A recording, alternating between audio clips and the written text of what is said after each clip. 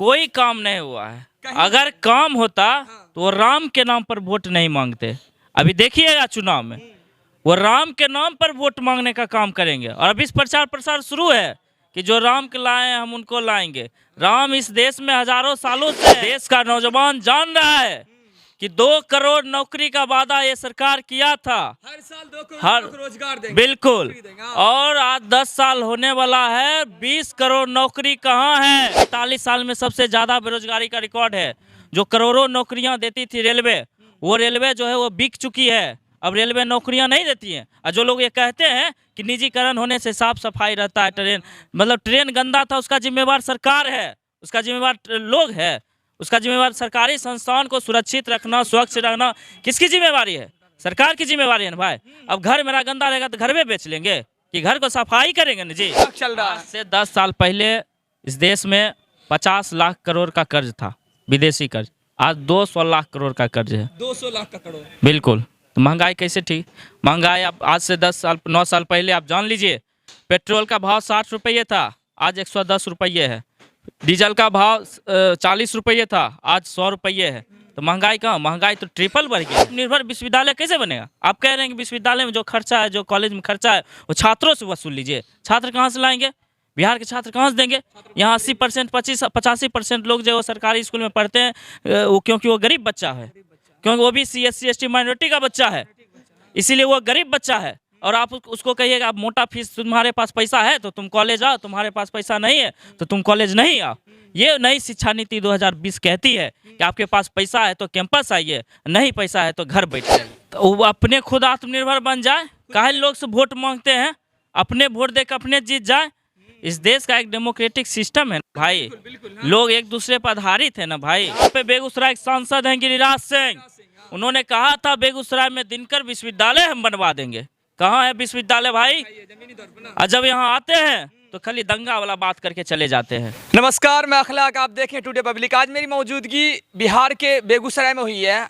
यहाँ पर बहुत सारे स्टूडेंट के रूप में आम स्टूडेंट है, उससे बातचीत करेंगे कि 2024 में लोकसभा का इलेक्शन होने वाला है, उसमें कैसा रहेगा, चुनाव का माहौल कैसा रहेगा। और 22 जनवरी को अयोध्या जो बहुत विख्यात है, 1985 से ही बार बार उसको लेकर चर्चा रही है, राम मंदिर को लेकर 2019 में फैसला आया था, जबकि बीजेपी पार्टी आई थी इंडिया में। उसके बाद अभी भी कंटिन्यू, और मोदी जी उद्घाटन करने के लिए 22 जनवरी को सभी जैसे ट्रेन का अलाउ कर दिया गया और वो जाने वाले हैं।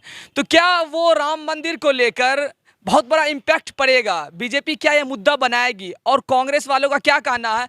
वो सभी तरह से एक स्टूडेंट के तौर पर ओपिनियन देने वाले हैं। यहाँ पर बहुत सारे स्टूडेंट देख रहे हैं, लाइन लगे हुए हैं, तो ये सब बताएंगे क्या आम जनता का रुझान रहता है।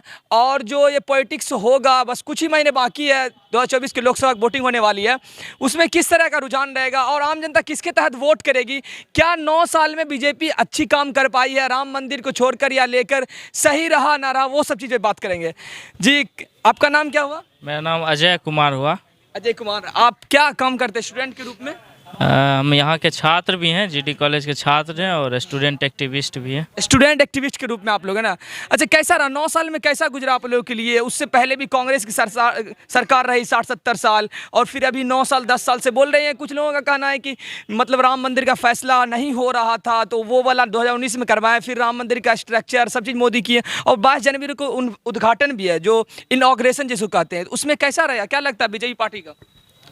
देखिए, बीजेपी इस चीज़ को भंजाना चाह रही है। आप देखिएगा कि पिछले 9 साल 10 सालों में जो मोदी जी का राज रहा है, उसमें देश में कोई विकास का काम नहीं हुआ है। और काम के लिए काम नहीं हुआ, कोई काम नहीं हुआ है।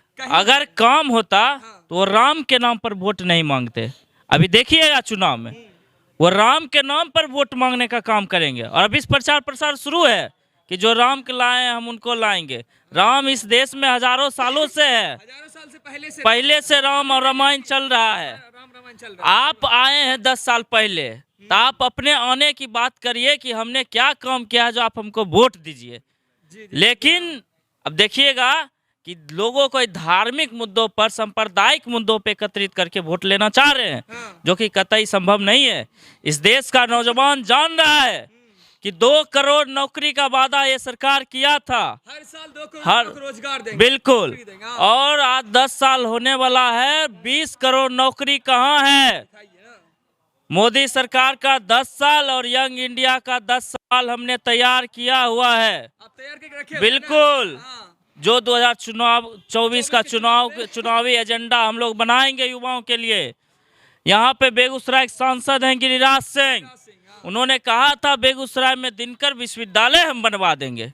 कहाँ है विश्वविद्यालय भाई? जमीनी तौर पर ना और जब यहाँ आते हैं तो खाली दंगा वाला बात करके चले जाते हैं। पूरी बेगूसराय में दंगा वाला सिर्फ बात कर। बिल्कुल, जब दंगा होगा, कोई दो दोस्त में लड़ाई हो जाता है और दोनों दोस्त अलग अलग समुदाय से हो जाए तो उसको वो धार्मिक रंग दे करके दंगा फैलाने का पूरा कोशिश करते हैं। बेगूसराय समेत पूरे देश को भाजपा ने ठगने का काम किया है, लेकिन इस बार नौजवान तैयार है। मोदी सरकार के 10 साल और यंग इंडिया शिक्षा रोजगार के 10 सवाल जो है वो तैयार है। किस तरह से ठका है? आप जो बोल रहे ठगने का बीजेपी काम किया, कुछ लोगों का कहना रहता है कि जो आज तक मॉडर्न जो टेक्नोलॉजी नहीं आया था और राम मंदिर का फैसला नहीं हो रहा था वो सब मेरे लिए करके दिया। तो किस तरह का आप यही तो दिक्कत है कि ट्रेंड में शामिल होने के लिए हम गलत चीजों के साथ चल देते हैं। ट्रेंड से बाहर आइए ना भाई, भीड़ से बाहर दिखिए ना। तो सरकार क्या करे, शिक्षा व्यवस्था के लिए क्या करें? कोई सरकार नई शिक्षा नीति लाई है। अब देख लीजिए 3 साल का ग्रेजुएशन का जो है वो 4 साल कर दिए। हर 6 महीना में एडमिशन फी, हर 6 महीना में परीक्षा फी, हर 6 महीना में लोगों को एग्जाम देना होगा। एक्स्ट्रा पैसा खर्चा बिल्कुल एक्स्ट्रा। जो 6,000 में ग्रेजुएशन हो जाता था वो बिहार के बच्चों को अब 24,000 रुपया लगेगा ग्रेजुएशन करने में। ऑलरेडी पहले से आप जान लीजिए, जो जनगणना हुआ है उसमें पहले से जो स्नातक करने वाले जो छात्र हैं उनकी भारी कमी, मात्र 7% लोग हैं जो स्नातक करते हैं। और ये फीस बढ़ने के कारण और उनकी संख्या घट जाएगी, जबकि सरकार को बढ़ाने की ओर सोचना चाहिए था। शिक्षा को और व्यवस्थित तरीके से सस्ती सुविधा में मुहैया कराना चाहिए था, लेकिन अब ये उल्टा काम करे, नया शिक्षा नीति ला करके शिक्षा का निजीकरण, बाजारीकरण करने की कोशिश करे। सरकार कह रही है कि अब सारा विश्वविद्यालय जो है वो आत्मनिर्भर बन जाए। एक बड़ा जुमला ये हाँ, बार बार मोदी जी कहते हैं कि हम पूरी इंडिया को आत्मनिर्भर बनाना चाहते हैं, रोजगार दे चाहे लेकिन आत्मनिर्भर खुद पे डिपेंड हो जाए। क्या तो वो अपने खुद आत्मनिर्भर बन जाए? काहे लोग से वोट मांगते हैं? अपने वोट देकर अपने जीत जाए। इस देश का एक डेमोक्रेटिक सिस्टम है भाई, लोग एक दूसरे पर आधारित है ना भाई। आप आत्मनिर्भर कैसे बन जाएगा कोई? कैसे कोई आप अकेले न्यूज रिपोर्टिंग कर लीजिएगा? 2 लोग एक दूसरे पर आधार है ना भाई। आप जनता के साथ चलिएगा ना, जनता के सवाल पूछिएगा ना। तो आत्मनिर्भर ये सबसे बड़ा जुमला है, एक जुमला शब्द है ये। तो आत्मनिर्भर विश्वविद्यालय कैसे बनेगा? आप कह रहे हैं कि विश्वविद्यालय में जो खर्चा है, जो कॉलेज में खर्चा है वो छात्रों से वसूल लीजिए। छात्र कहाँ से लाएंगे? बिहार के छात्र कहाँ से देंगे? यहाँ 80% 85% लोग जो सरकारी स्कूल में पढ़ते हैं वो क्योंकि वो गरीब बच्चा है, क्योंकि वो भी SC ST माइनॉरिटी का बच्चा है, इसीलिए वो गरीब बच्चा है। और आप उसको कहिएगा आप मोटा फीस, तुम्हारे पास पैसा है तो तुम कॉलेज आओ, तुम्हारे पास पैसा नहीं है तो तुम कॉलेज नहीं आओ। ये नई शिक्षा नीति 2020 कहती है कि आपके पास पैसा है तो कैंपस आइए, नहीं पैसा है तो घर बैठ जाइए। ऐसा कहना ना। महंगाई कैसा लग रहा है आपको? महंगाई ठीक है? महंगाई ठीक क्या रहेगा? महंगाई का कहना है कि नहीं, पैसे के हिसाब से जिस तरह से मजदूरी मिलता था 200-250, अभी 400-450 मिल रही है, ठीक ठाक चल रहा है। आज से 10 साल पहले इस देश में 50 लाख करोड़ का कर्ज था, विदेशी कर्ज। आज 200 लाख करोड़ का कर्ज है। 200 लाख का करोड़। बिल्कुल। तो महंगाई कैसे ठीक? महंगाई आप आज से 9 साल पहले आप जान लीजिए, पेट्रोल का भाव 60 रुपये था, आज 110 रुपये है। डीजल का भाव 40 रुपये था, आज 100 रुपये है। तो महंगाई कहाँ? महंगाई तो ट्रिपल बढ़ गया है। लोगों का इनकम कहाँ ट्रिपल बढ़ा है? लोगों का खर्च बढ़ गया है, इनकम कहीं नहीं बढ़ा है। बेरोजगारी पिछले 45 सालों में सबसे ज़्यादा है। रिकॉर्ड ये हम नहीं कह रहे हैं, ये सरकारी आंकड़ा है जो सरकार खुद जारी करती है। ये आंकड़ा कि 45 साल में सबसे ज़्यादा बेरोजगारी का रिकॉर्ड है। जो करोड़ों नौकरियां देती थी रेलवे, वो रेलवे जो है वो बिक चुकी है। अब रेलवे नौकरियां नहीं देती हैं। और जो लोग ये कहते हैं कि निजीकरण होने से साफ सफाई रहता है, ट्रेन मतलब ट्रेन गंदा था उसका जिम्मेवार सरकार है, उसका जिम्मेवार लोग है, उसका जिम्मेवार सरकारी संस्थान को सुरक्षित रखना, स्वच्छ रखना किसकी जिम्मेवारी है? सरकार की जिम्मेवारी है ना भाई। अब घर मेरा गंदा रहेगा तो घर में बेच लेंगे, कि घर को सफाई करेंगे ना जी। तो रेल अगर गंदा है तो उसको सफाई करेंगे ना। रेल में अगर करप्शन है, रेल का इनकम कम है, तो उसको बढ़ाने का काम करेंगे ना, कि रेलवे ये बेच दीजिएगा। हम कह रहे हैं कि कोई बेटा नालायक हो जाएगा तो उसको लायक बनाएंगे ना, उसको मार के फेंक दीजिएगा। तो यही चीज़ मोदी जी कर रहे हैं, वो अपनी जिम्मेदारी से भाग रहे हैं। वो कह रहे हैं कि हमसे सरकार नहीं चलेगा, बिल्कुल चल भी नहीं रहा। वो जिम्मेदारी लेना नहीं चाहते हैं। वो कह रहे हैं ये कंपनी की इसको दे दो, उसको दे दो, अंडानी को दे दो, अंबानी को दे दो। अडानी अंबानी अब देश चला रहा है। मोदी जी तो पुतला है, सिर्फ बैठे हुए बस बस बस चला रहा है। अडानी को जानते थे 14 से पहले? कोई नहीं जानते थे। आज देख रहे हैं प्रमोशन। आज देश का एक नंबर पैसा वाला आदमी हो गया है। कैसे हो गया है? आम आदमी, यहाँ आम आदमी का घर जमीन बिक रहा है, खाने में न मर रहा है। इस देश का जो है जो पूंजीपति है अडानी जो है, वो एक नंबर में चल रहा है।